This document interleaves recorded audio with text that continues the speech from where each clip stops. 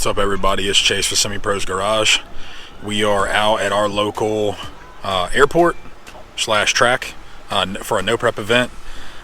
Today we have stick shift cars, and we got some small tire guys, some all motor guys. So we're getting ready to have a driver's meeting here soon. I'm going to take a walk around the property, show you guys a little bit of these cars, some of the competition. A lot of heavy hitters and small tire, so we're just here to try our luck. Regardless of the end result, it's worth it to me to pay the buy-in to get the data that I need to go down this surface, because this is our local no prep spot. So, you know, all the big guys are out here today, minus a few. Guys are having car issues or locked in other races and stuff. So, but nevertheless, now I'm going to go ahead and take a walk around, show you guys the pits, where everybody's at, and then here soon is going to be the driver's meeting. I'll film a little bit of that too. So here we go.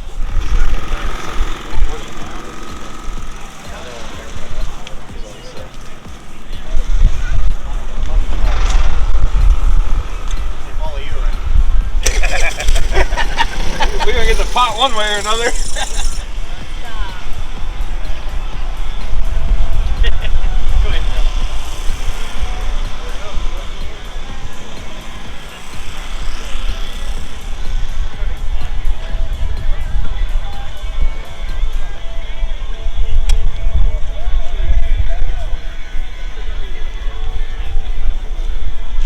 Reveal all your secrets, bud.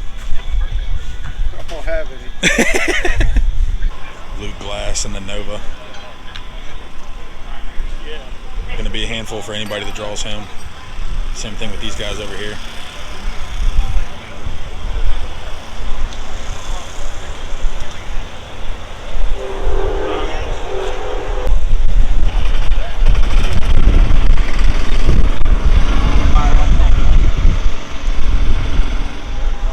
Fastest front mount intercooler car, Josh, S2000, one bad S2K.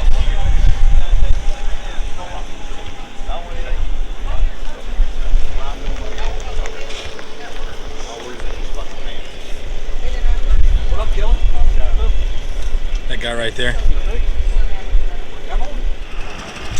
Big gaps in here to fill in. Hey, how are you? And I got my guy calling me now to figure out where he's got to go. So the next time you guys see me, we'll be at the driver's meet. Until then. That's up there in the trees, none of that.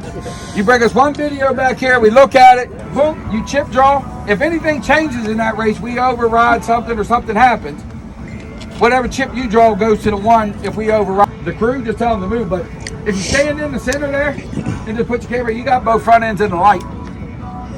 First is worst? Huh? First is worst? On what? For cross? On anything, yeah. On anything, first is worst. Okay. All right, yeah, cool. On anything. All right. Anything on at first is worse than one. We don't want to do anything until we get through this race. This race has been a pain in the ass the last 2.5 fucking months. Yeah. So let's get through this thing.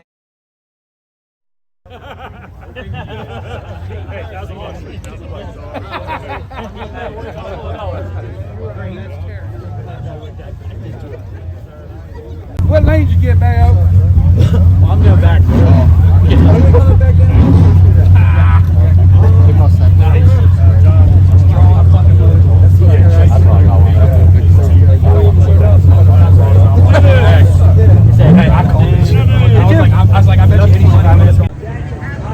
All right, guys, so we just got through we did the driver's meeting, the chip draw,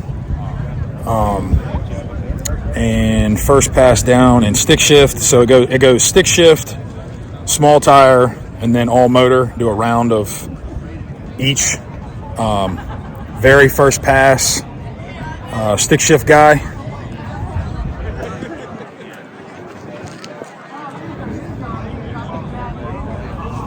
Totaled his car. So he flipped, I think once or twice. So now we're kind of just waiting in limbo. You know, it's just a matter of time before the next stick shift guys go. And then we did, I drew 6th pair, and I drew John McElroy Handicap Racing. So one of the local guys that we race with on a pretty normal basis. I drew him 6 pair, and unfortunately the lane that I'm in is the lane that the dude just wrecked in. So it was the good lane, but now I'm not so sure. So we're just waiting. So I'll film. I'm going to be getting suited here before too long, getting in the car once I get everything cleaned up, and then we'll go from there.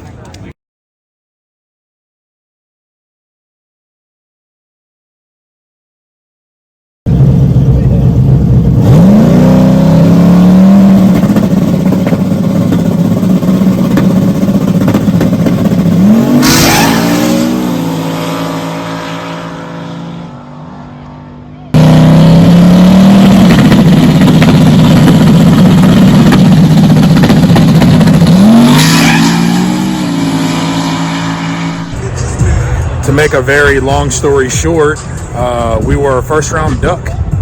So I didn't expect that. To be honest with you, I kind of thought that we would get, 2-3 rounds in and then probably get knocked out just because of the lack of data and knowledge on the new build. But,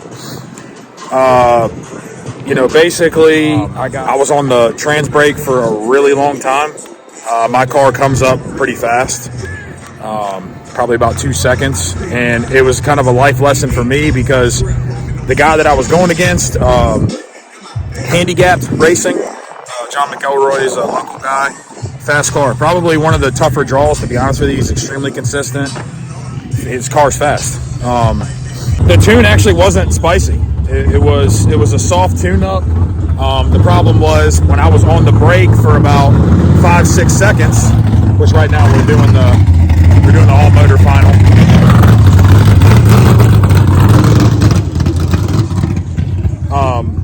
I was on the trans brake for about 5-6 seconds, and that was enough time to get my transmission extremely hot. So when I let off the button, it made 19 pounds of boost in half a second. So it wasn't supposed to make 19 pounds until about 2.5 to 3 seconds into the run.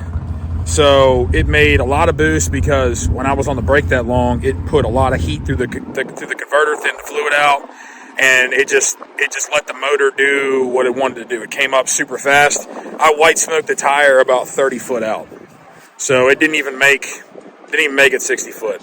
It is what it is. That's racing. Like I said, it was a lesson for me because. It's not on the guy next to me. It's, not really on the flagger so much as it is that I should know that I don't have to go up on the brake as soon as she points at me. It comes up super fast. So, I know not to do that again. So I'll be brought in second unless I'm facing a nitrous car because my transmission did not like that amount of heat going through it. So, is what it is. Like I said, tough draw for me anyway because, that dude's he's got a lot of data. And I kind of had a feeling that I was going to draw one of the faster guys first round because that's just how it is. But he went on to, I don't know if he went to the semifinals, but he went pretty far. He went a lot of rounds. Congrats to him. He's got a hot rod. But we wanted more, but just like I said, sometimes it happens. I kind of joked about going out first round today. I just didn't really think it was actually going to happen. So you don't know unless you try. I'm gonna test some more. We'll film some of that. We got the stick shift guy. The stick shift race is already done. The all motor finals happening right now. Then they're going to do a cash days where you can you can buy back in, but the only reason I'm not doing that is because I'm going to be racing against guys that went round after round after round that have the data, and I don't. So would kind of be just donating money at that point. So I'm gonna get some test rounds in, and I'm running on no data, still no data. So the first pass was completely shot, and I actually do want to know who wins this race because my buddy's boss is the one that's in the final. Good friend of mine. So anyway, to wrap it up, we sucked, and that's racing. So we learned a lesson, and I don't think it's going to happen again. I like to say it'll never happen again, but I don't think it will. So we'll get it figured out. Thank you guys for all the support. Hopefully we'll get, like I said, we're going to, just wanted to give you a little bit of an answer as to, what the heck happened. But we're going to do a little bit of testing now. Hopefully that goes good. I got the tune-up in it is soft right now. So, I mean, fingers crossed. It's turned down it's turned down a decent amount from the first one. So, even though I probably don't even think I need to do that because it was just because of how hot everything was, I probably could leave the same tune-up in it. But I'm not going to take a chance. I'd rather get at least some type of data. So I'm just going to turn it way down, and I don't even care if it goes to 6.0. I don't care. So we're going to try to make it happen.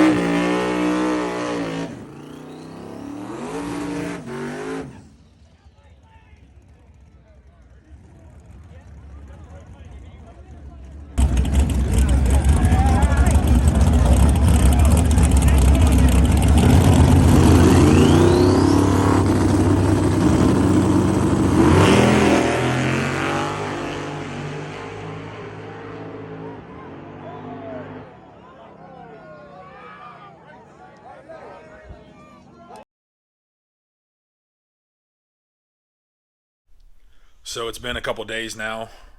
It's given me enough time to be able to go over everything on the car to try to give you guys an answer as to what was going on, because for everybody that's been following the page, following the channel, and everything, the progress of the build, I feel like I owe you guys and my family and everybody an explanation as to what was going on. So I didn't just want to end the video and not have the info for you guys to be able to see what was actually going on with the car. One thing I'll just start with is my perception on the car of what is, in the tune-up is what is spicy and what's conservative. But I basically have to come up with a new of what's a hot tune-up and what's a conservative tune-up. Kind of I can tell you, at least from what I know of the current setup and the few passes that we have made, I mean, we do have good data on a different surface. And I do know, how the car acts, to the 330 and, what it's going to do. But basically, the tune-up that was in it was a lot softer than the last tune-up that we had when we did our testing at our local test spot that we go to that you guys saw. So it was even turned down from that, and obviously it did go down that surface, but it don't that surface is irrelevant when I go up there, and that's something that I had to learn, that that data is not comparable. What we ended up finding is, so obviously I'm coming up with a new what's spicy and what's a conservative tune-up. That's one thing, and what I ended up doing to kind of alleviate that is I went in and I deleted all my old tunes, all the old data, which became irrelevant anyway, because there was a tune change that needed to be done for anything over 28 to 30 pounds of boost. So all those old tunes would have been, irrelevant anyway. So I wiped the slate clean. I think I needed to do that for myself, because I have no baseline. Still don't have a baseline. We made some pretty good passes up at our local test spot, and I was happy with it, but that data is different surface, different time, different temperature, different altitude, different everything. So what I ended up doing is, when I went through the car, so that's the first thing, wipe the slate clean. Second thing was, I went back to all the suspension settings that I knew worked for the old combo and did work for this new combo, because I did change them along the way, and this car would I got to a point where this car would wheelie almost every pass, and I would take weight out of it and make a little bit of suspension adjustments or like tire pressure to kind of get it to where it would leave decent but wouldn't pull the wheels, and I could add power, 200 foot out. So what we ended up finding is when I made changes to the ride height and I was moving weight around in the car, and I made some coilover adjustments and changed the ride height and everything. Well, I had the ride height sitting when I pulled weight out of the car and I moved some things around, and I made some adjustments to the front suspension. I had the ride height sitting almost exactly the same as what it was when I had the weight and everything in the car. Well, I mean, anybody that knows racing knows that, and it was a rookie mistake. So what I ended up doing was, even though I set the ride height the same as what it was, I was not accounting for spring rate and what that was going to do to the coilover setting. So basically, there was supposed to be another 3/4 of an inch added to the spring rate on the coilover on the front of the car, and another 3/4 to a half inch in the rear of the car. So that is a lot of spring tension, and that is why you go back, and I watched video after video. I must have watched my videos 50 times, and I watched a lot of other cars leaving with almost the same amount of wheel speed. What I noticed and what started steering me in this direction was, and I went over, and I didn't notice it until I went over with a tape measure, because I have a habit of, I write everything down, the ride height from the base ring on the coilover to the actual adjustment collar, like what that measurement is, what the measurement is from the tire to the fender, and I write all that down. The coilover settings, the compression and the rebound settings and everything, write all that down. Well, I wrote it all down, but when I went over it with a tape measure, what was kind of leading me to go this way is when I was looking over the footage of the car, I did not have the extension and the rear separation that I normally do in comparison to the old videos. So I started watching my old stuff too, which I have old videos from that airport, and then the videos from us when we were testing, and I did not have the bite. There wasn't the bite in the suspension. So when I went back over everything, that's when I noticed that my measurements were wrong.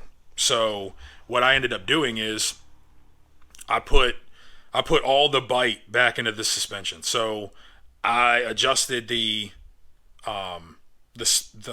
coilovers back up and put all that spring tension back on the shock. So now what it's going to end up doing is it's going to act the same way that it was, and I'll be able to make adjustments with weight and move some things around and do exactly what I did the first time when I had this car going on the bumper. So I'll take that over going out and knocking the tire off and looking the way that we did, as you guys saw, which was like a pretty big embarrassment. But I found that was an issue. That was a big issue. And that 100% is going to change how this car makes it to 100 to 200 foot. The biggest problem was you guys saw we couldn't get to 100 foot.